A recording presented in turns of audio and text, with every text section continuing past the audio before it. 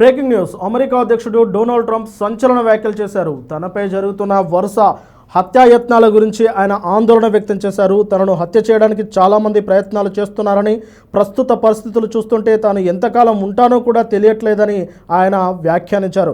ఇటువంటి షూటర్లు సాధారణంగా అధ్యక్షుల జోలికి వెళ్లరు, కేవలం అసాధారణమైన విజయాలు సాధించే అధ్యక్షులనే లక్ష్యంగా చేసుకుంటారని అన్నారు.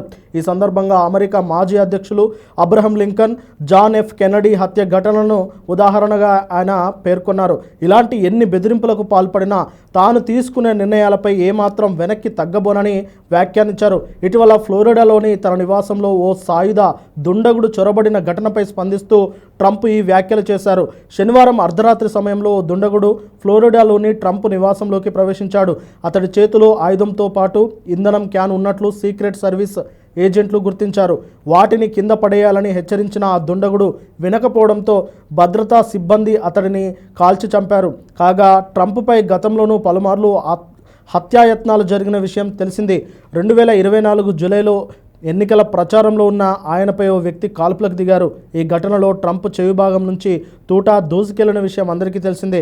ఆ తర్వాత ఓసారి ట్రంప్ పామ్ బీచ్ గోల్ఫ్ కోర్సులో రిఫిల్తో అనుసంధానంగా ఉన్న ఓ వ్యక్తిని పోలీసులు అరెస్ట్ చేశారు.